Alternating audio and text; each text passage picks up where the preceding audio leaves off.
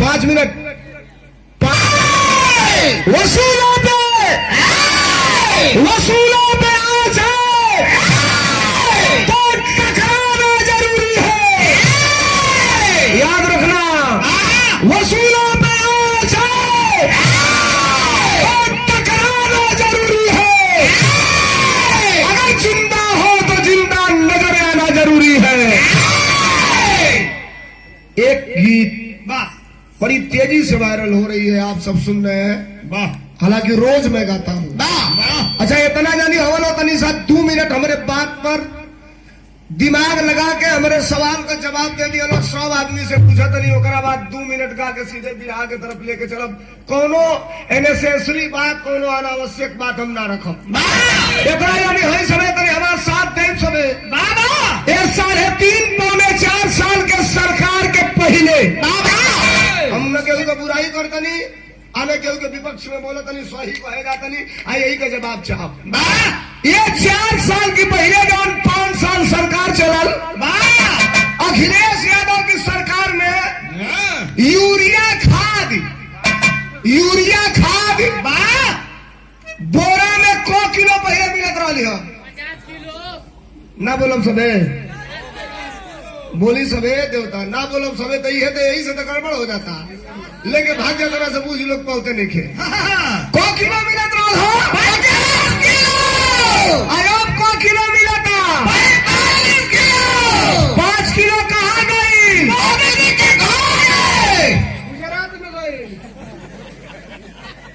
क्यों पूछा था सड़की पर खड़ा होके कि 45 किलो खाद हो गई, दाम उतने लगा था, रुपया उतने लगा था, 5 किलो खदिया कहाँ गई? दाने में रोग लागल वाला ना।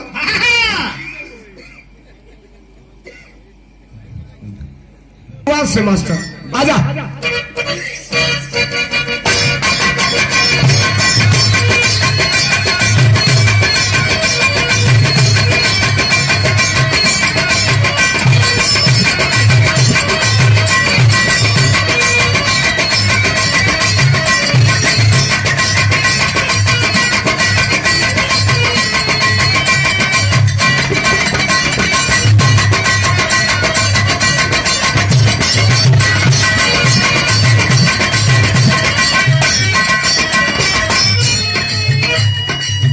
सुनिए, मैं आपको बताने जा रहा हूं।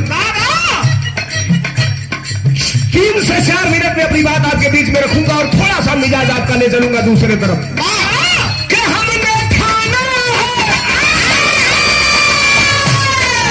हमने खाना है, तंबाकू खाना है।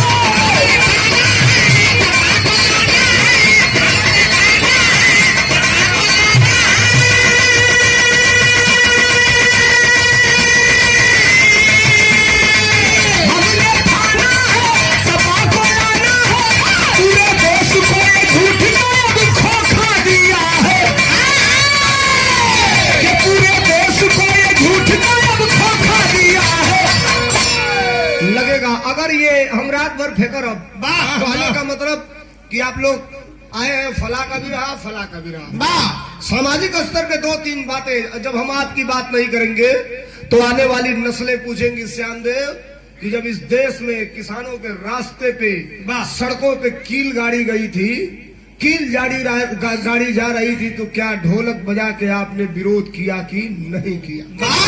ये आने वाली नस्लें पूछेंगी। ये इतिहास बनेगा पूजा निगम कि जब देश के किसान अपने हक और हकूक की लड़ाई लड़ रहे थे इस देश के अंदर, क्या किसानों के समर्थन में आपने अपनी एक आवाज बुलंद किया कि नहीं किया? सवाल ये है कि जब किसान नहीं रहेगा, देश नहीं रहेगा, देश का संविधान नहीं रहेगा, तो हम कहाँ रहेंगे, आप कहाँ रहेंगे? ये बिरहा कौन कराएगा और बिरहा कौन गाएगा?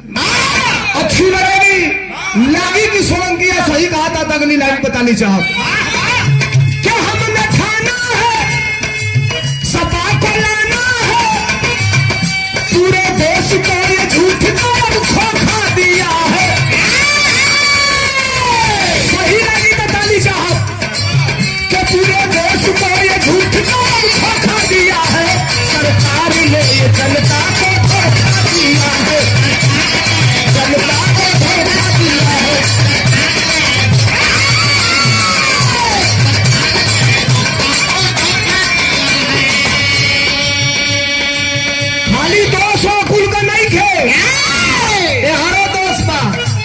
जब हमने चाय वाले को,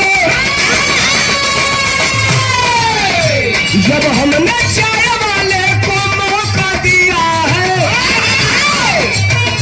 भारत के अंदर सबसे बड़ी झूठ बनाने वाली फैक्ट्री का सबसे बड़ा झूठा प्रोडक्ट, ये धर्मेंद्र सोलंकी कहता है, सबसे बड़ी झूठ बनाने वाली फैक्ट्री का सबसे बड़ा झूठा प्रोडक्ट, जो टेलीविजन पर आता था तो केवल ये कहता था, भाइयों बहनों,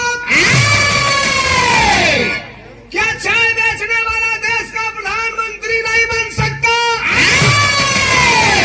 पगलाई ले जनता, हर हर हर हर हर हर हर हर, रे भाई यही के जितावा। चाय बेचे वाला के हाथ में सत्ता दिया गई। अजय में कितना लोग जाना था, रेल बिका गई, जाना था नहीं, सवेरा था नहीं, बोली सवे ना बोलो 10 रुपया का प्लेटफार्म टिकट 50 रुपया हो गई बा। जब लोग जब रेल में यात्रा करे तब पता लगी, रेल बिका गई, हवाई अड्डा बिका गई, बीएसएनएल बिका गई, तो हम लोग बिका दी, बोलो यहू का कोनो गारंटी पाओ नहीं। बैठल भी रहा सुनता लोग, कहियो बेच के भाग गए सके करी हाथे, अंबानी के हाथे, रिलायंस के हाथे, टाटा के हाथे, डालमिया के हाथे। सवाल क्या है? सुनिए, ये 100 रुपया भैया बोलिए मत, 100 रुपया राहुल भैया की तरफ से जिनके दरवाजे पर हम कार्यक्रम कर रहे हैं, आप कहेंगे कि ये नेसेसरी बात कर रहा है? क्या है किसानों और भारत के सरकार में डिफरेंस क्या है? हम किस लिए लड़ रहे हैं?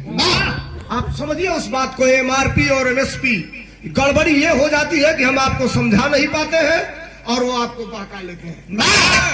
2000 रुपया दे देते वैसा साल में 3 बेर, कितना जानी कहता आज लेके 2000 दे ले रहा, ये ना देता वैसा 2000 ऐठा चलता लो, ये नहीं खाना समझ पाओ।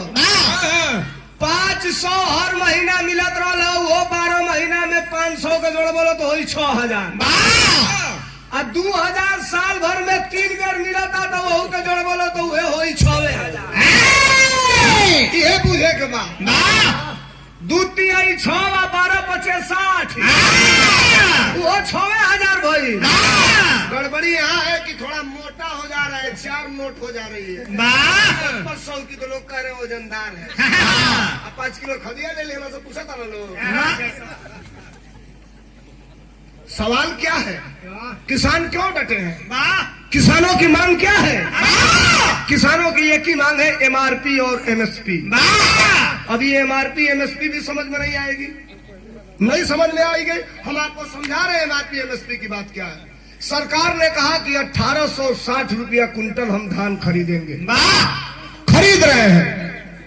गौर करिए लड़के, अरे समझ में ना आई। सरकार ने कहा कि 1860 रुपया धान का समर्थन मूल्य। ईमानदारी से इतने लोग हैं, तनी ढंग से बता दियो हाथ उठा के कि धनवा 1860 रुपया किनाइल हो नहीं, लेवी पर बिकाइल हो 1860 नहीं। धाने में रोग लागल है, पियर का हरदी हवा लोग रोग कहत रहला, लोग लागल रोग नहीं धाने में ना, हरदा लोग पियर का। प्रतापगढ़ में एक दिन बिरार है पूजा, तो हम कहली रौरी के धाने में रोग लागल हमारी और हरदी हवा रोग कहल जाला, तो प्रतापगढ़ वाला कह रहे सब नहीं, हमारे वहां उसको गंडुआ रोग कहा जाता है।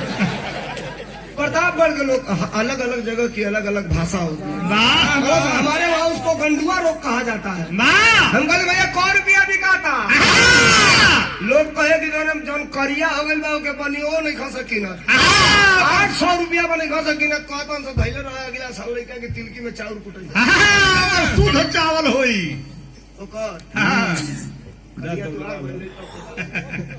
सवाल ये नहीं है, 2-3 बातें हैं जो मैं आपके बीच में रख रहा था। क्या?